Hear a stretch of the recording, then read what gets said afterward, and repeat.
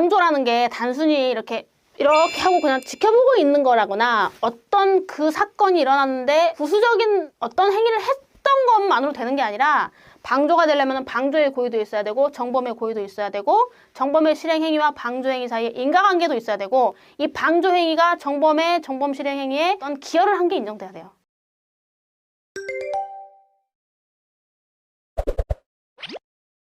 안녕하세요. 나는 변호사다. 김세라 변호사입니다. 제가 어디선가 드라마에서 봤는데 침묵하는 자 모두 유죄 이런 카피를 본 적이 있었던 것 같거든요. 비밀의 숲이었나? 여튼 그런 게 있는데 어떤 가해행위, 그러니까 그 가해행위가 꼭 형사범죄가 되는지 안 되는지 논의를 하고라도 어떠한 피해자를 양산하는 가해행위를 할 때 주변인들이 있잖아요. 그러니까 몰랐으면 상관이 없는데 좀 알았거나 알 수도 있었음에도 불구하고 그것에 대해서 침묵하고 방관하는 그런 경우에 이게 그 사람도 책임을 져야 될 건가? 이게 참 어려운 문제예요.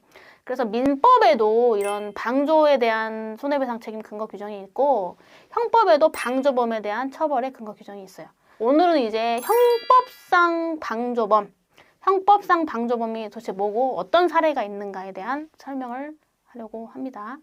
기본적으로 방조라는 거는 정범의 범행 실행 결의를 강화하거나 범행 실행 행위를 가능하거나 용이하게 하는 실행 행위 자체 이외의 원조 행위를 말한다. 이렇게 써 있거든요. 이게 무슨 말이냐면 그러니까 도와주는 거예요. 도와주는 거.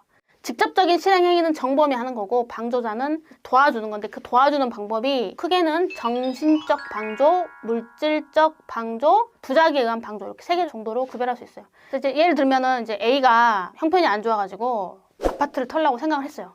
A가 혼자 하려고 한 거예요. 절도를 범행을 계획을 하고 고민되잖아. 이거 어떻게 시작해야 될지 모르겠고 혼자 인터넷도 찾고 다 했는데 그래도 고민되고 너무 답답하니까 친한 친구 B한테 털어놔요.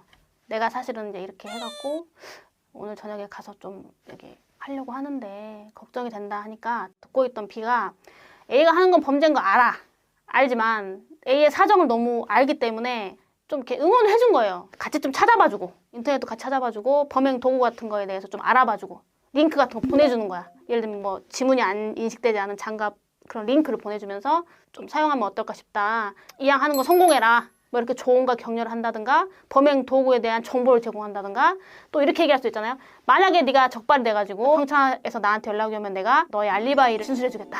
이런 얘기를 해주는 것만으로도 정범에 대해서는 상당한 응원이 되잖아요. 이런 게 이제 정신적 방조고 물질적 방조는 지문이 찍히면 잡히니까 지문이 감식이 안 되는 장갑 같은 게 마침 또 집에 있었나 봐. 그래서 그거를 갖다 주기도 하고 또 차량도 번호판이 식별이 안 되게 이렇게 있는 차량을 구해서 갖다 줬고 이런 식으로 이제 범행 도구를 제공한다던가 뭐 이런 것들을 하면은 또 이게 물질적 방조에 해당하는 거죠. 또 이제 마지막으로 부작위에 의한 방조라는 것도 있는데 이거는 뭐냐면 절도를 하는 걸 다 알면서도 그냥 그대로 그냥 방치하는 그 자체가 방조가 되는 거예요. 특히 이 방치하는 사람은 본인이 그것을 막아야 할 지위에 있어야 되는 사람이 방치한 거. 예를 들면은 오피스텔 관리사무소에 있는 경비원은 동태를 체크를 하잖아요.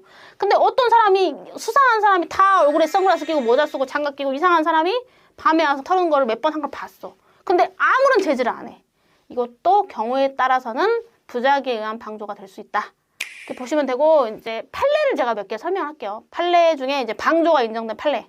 이게 의사가 환자가 나이로 환자인 걸 알아요. 이 사람은 그냥 이렇게 입원을 할 정도의 환자가 아니야. 근데 이 사람은 입원을 허위로 해서 보험금을 타먹으려는 사람이구나라는 걸 의사가 알았어요. 그럼에도 불구하고 그 환자를 입원시켜서 보험금을 받을 수 있도록 그렇게 도와주는 거. 이것도 이제 사기 방조. 이제 큰 틀에서 보험 사기에 대한 방조가 되겠죠. 그리고 친구가 면허가 없는 걸 알아요. 자동차 운전 면허가 없는데 그런 면허도 없는 사람한테 차를 빌려줘. 차키도 줘. 운전하라고. 그래가지고 그 사람이 열심히 운전하고 다녔어. 그러면 그 운전하는 사람은 무면허 운전죄죠. 도로교통법 위반 무면허 운전죄인데 알면서 차량 승용차 제공하고 차키까지 주면서 운전하라고 한 그 사람은 무면허 운전의 방조. 이렇게 되는 거예요. 그 다음에 이제 은행 지점장이 그 은행 지점 내에서 특정 직원이 뭔가 배임 행위를 한다는 걸 알았어. 그럼 지점장은 어떻게 해야 돼요? 알았으면 너 하지 말라고 하고 고발을 한다든가 조치를 취해야 되는데 알면서도 그냥 방치했다. 그거는 부작위에 의한 배임 방조 이렇게 성립할 수 있고 그 다음에 이제 여러분 최근 판례 중에 좀 재밌는 게 있는데 원심 판결하고 대법원 판결의 결론의 차이가 있었어요. 사실관계는 박사방 운영진이 소위 말해서 미션방이라는 방을 만들어서 불특정 다수가 방에 들어올 거 아니에요. 텔레그램 방에. 그 애들한테 이렇게 며칠 몇 시에 1월 7일 오후 7시에 어떤 키워드로 실검을 올려라. 그러면은 한꺼번에 실검이 많이 올라가니까 그게 딱 뜨면서 텔레그램 미션방에 사람들이 많이 들어오잖아요. 그러면 음란물 유포를 하기가 쉽잖아. 그걸 이제 실검 챌린지라 그래가지고 그래서 그런 걸 했는데 실제로 그 텔레그램 미션방에 있던 어떤 사람이 하라는 대로 했어. 그래서 그 하라는 대로 그 시간에 그 키워드로 한 4번 정도 검색을 했고 그 검색한 거를 이렇게 캡처를 떠서 인증을 올린 거야. 그게 박사방 운영진들의 음란물 유포 행위, 음란물 배포 행위에 대한 방조범이 될 것인가에 대한 판단이었어요. 항소심까지는 방조라고 봤어요. 근데 대법원에 가서 깨진 게 이 피고인이 그 실검 챌린지를 시킨 대로 하고 그 인증을 올린 당시를 기준으로 봤을 때 그 행위하고 박사방 운영진이 아동청소년 이용 음란물을 그 텔레그램 방에 배포하는 행위하고 과연 이 사람이 그걸 인식했을 거냐는 거지. 정범에 대한 범죄를 인식하고 정범의 고의와 방조의 고의가 있었다고 보기도 어렵고 이 피고인의 행위와 정범들의 실행행위 사이의 인과관계라든가 실질적, 직접적 어떤 관련성을 인정하기도 어렵고 어느 정도의 그냥 그의 부수에서 행해진 정도 또는 사실상 정범의 범행에 이용된 도구에 불과한 거지 이걸 방조, 박사방 운영진의 아동청소년 이용 음란물 배포 행위를 방조한 것으로는 보기 어렵다.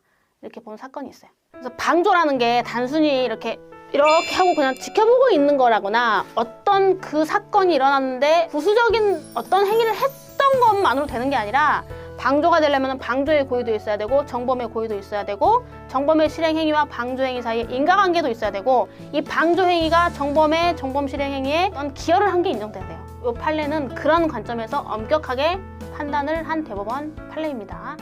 네, 오늘도 이렇게 시청해 주셔서 대단히 감사합니다.